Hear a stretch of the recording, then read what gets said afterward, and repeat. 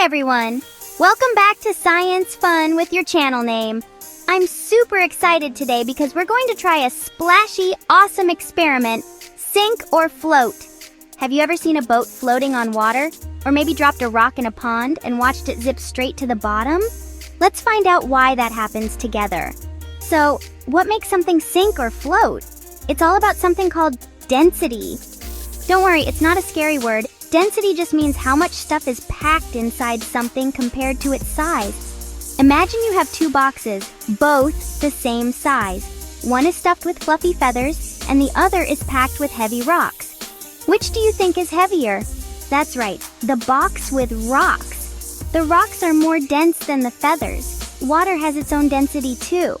Now for our experiment, you just need a big bowl or tub of water and some different objects from around your house. But remember, always ask a grown-up before you start. Ready? Let's go! Here are my objects: a shiny key, a green leaf, a rubber ducky, a coin, a wooden block, and a toy car. Let's make some predictions.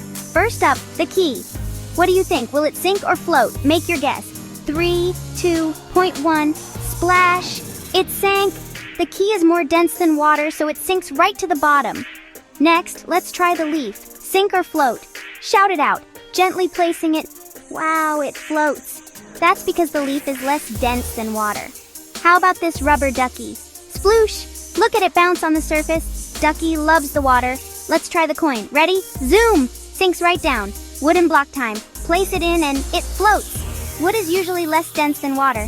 Last, the toy car. Whoosh! Down it goes. It's heavier for its size, so it sinks. So what did we learn? If an object is more dense than water, it sinks. Too heavy for the water to hold up. But if it's less dense, it floats. The secret behind this is called buoyancy. It's the water's pushing up power, and it's why even big ships can float. Now, it's your turn. Try this at home with different objects. What about an orange or a crayon? Make your own predictions. Will they sink or float? Test an empty plastic bottle and then fill it up. Does it act differently? You are all amazing scientists. I hope you had fun discovering the secrets of sink or float. Keep exploring, keep asking questions, and keep learning. If you like this experiment, give me a big thumbs up and don't forget to subscribe for more super cool science fun. See you next time, scientists. Bye for now. Eat.